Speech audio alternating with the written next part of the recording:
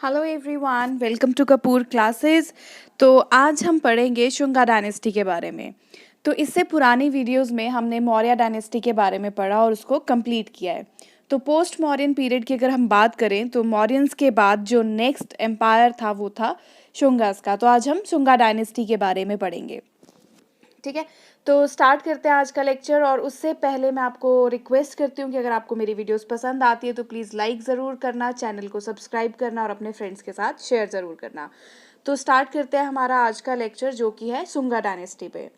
तो अगर मैं शुंगा डायनेस्टी की बात करूँ, सबसे पहले हम देख लेते हैं कि ये जो डायनेस्टी है इसके फाउंडर कौन है। तो शुंगा डायनेस्टी के फाउंडर हैं पुष्यमित्र शुंगा। तो कहते हैं कि जो पुष्यमित्र शुंगा थे वो कमांडर इन चीफ थे मौर्यंस के। तो जो लास्ट एम्परर थे हमारे पास मौर्य डायनेस्टी के, बृहद्रथ, उनका जो है मर्डर करके इन्होंने शुंगा डायनेस्टी की स्टार्ट की थी। किसने? पुष्यमित्र शुंगा ने। ठीक है, तो अब अलग अलग जो सोर्सेज हैं वो अलग अलग इंफॉर्मेशन देते हैं कि जो शुंगास थे वो किस वंश के थे। जैसे कि हमने पहले मौर्यन डायनेस्टी में भी पढ़ा था कि चंद्रगुप्त मौर्य किस वंश के थे, क्या क्या सोर्सेज थे। तो उसी तरीके से हम शुंगा डायनेस्टी के बारे में भी स्टेप बाय स्टेप चीज़ें पढ़ेंगे। तो जो शुंगास एम्पायर था उसका टाइम ड्यूरेशन था 187 से 78 BC तक।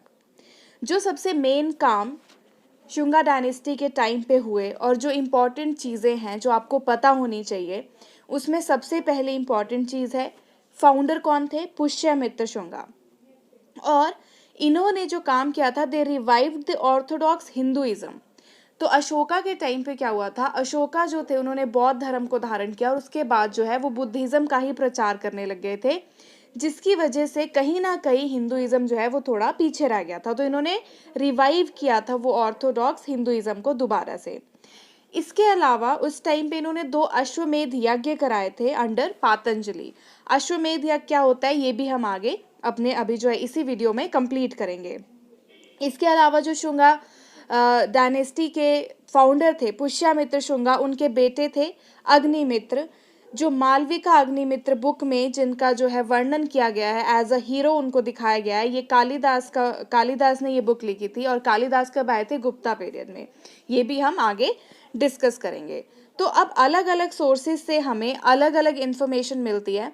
सबसे पहले अगर हम बात करें हर्षचरित्रा की, तो ये जो है बनभट्ट ने लिखी थी और इसके हिसाब से जो है, इस सोर्स के हिसाब से हमें ये इंफॉर्मेशन मिलती है कि जो लास्ट एम्परर थे मौर्यन डायनेस्टी के, बृहद्रथ, उनको जो है मार कर इन्होंने जो है अपनी ये जो डायनेस्टी है उसकी शुरुआत की थी, उसकी नींव रखी थी। तो मौर्यन एम्पायर का जो है एंड हो गया था 187 BC में जब बृहद्रथ की मौत हुई।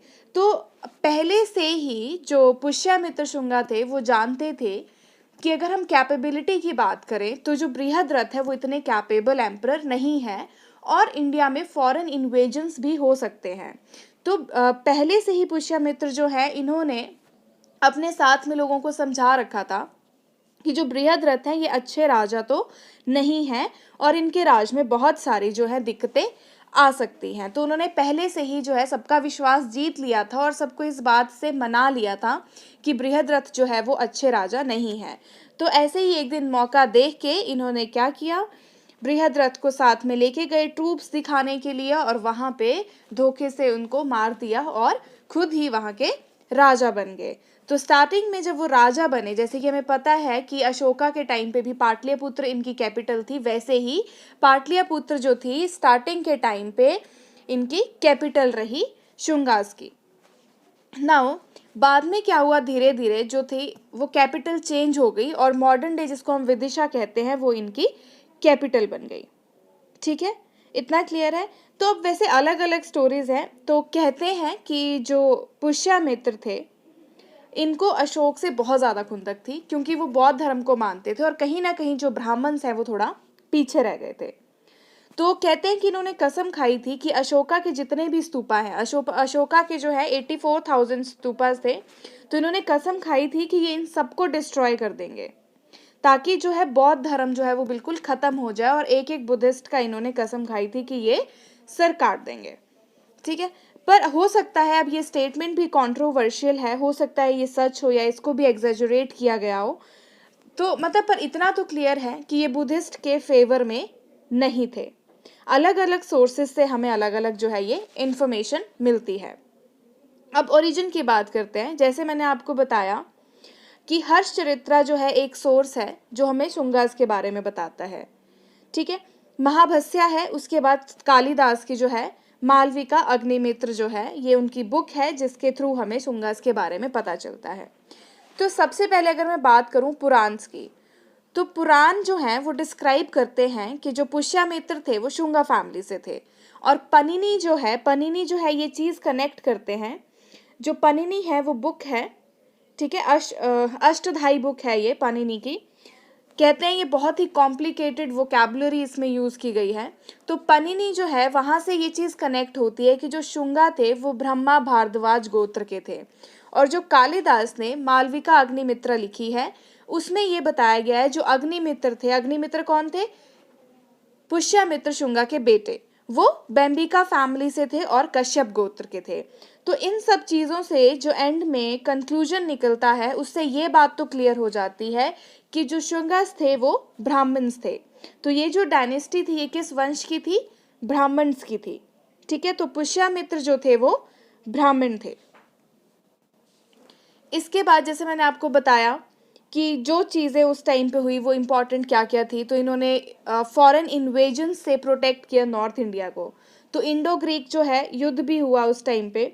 और इसके अलावा revival of Orthodox Hinduism and they perform 2 अश्वमेध यज्ञ अंडर पतंजलि, ठीक है। अब देखिए जो पुष्यमित्र हैं उन्होंने टोटल 36 ईयर्स के लिए रूल किया। कितने टाइम के लिए रूल किया? 36 ईयर्स के लिए, ठीक है। 187 से 151 BC तक। और इनके जो सक्सेसर थे वो थे अग्निमित्र, इनके पुत्र थे। तो इन्होंने 2 अश्वमेध यज्ञ कराए थे। और ये जो सोर्सेज हैं अश्वमेध यज्ञ का कहाँ से पता चलता है? ये अयोध्या इंस्क्रिप्शन से पता चलता है। ये जो इंस्क्रिप्शंस हैं, जो सोर्सेज जहाँ से हमें किसी भी चीज़ की इंफॉर्मेशन मिलती है वो बहुत ही इंपॉर्टेंट है। तो हमें अयोध्या इंस्क्रिप्शन से पता चलता है कि इन्होंने 2 अश्वमेध यज्ञ कराए थे। अब अश्वमेध यज्ञ क्या होता है? अश्वमेध यज्ञ में एक घोड़ा लिया जाता है, उसको तिलक करते हैं, मंत्र होते हैं, पूरी पूजा होती है, एक बड़ी सी सेरेमनी रखी जाती है। तो अश्वमेध यज्ञ का मतलब क्या है कि एक घोड़ा है, जो हेड प्रीस्ट है वो एक पूरी सेरेमनी अरेंज करेगा, पूजा होगी। और अश्वमेध यज्ञ जो है जिस जिस जगह से वो घोड़ा क्रॉस करेगा वो प्रांत वो बाउंड्री जो है उस राजा के अंडर हो जाती है जो अश्वमेध यज्ञ कराता है। और अगर कोई राजा अश्वमेध के घोड़े को रोक लेता है या पकड़ लेता है तो उसके साथ वो राजा जिसने अश्वमेध यज्ञ कराया था वो युद्ध करता है। और युद्ध में जो जीतता है उसी को वो जगह जो है, वो स्टेट जो है वो उसका राजा बन जाता है। तो आप ये सोचो कि कितने स्ट्रांग थे पुष्यमित्र कि उन्होंने उस टाइम पे 2-2 अश्वमेध यज्ञ करवाए थे।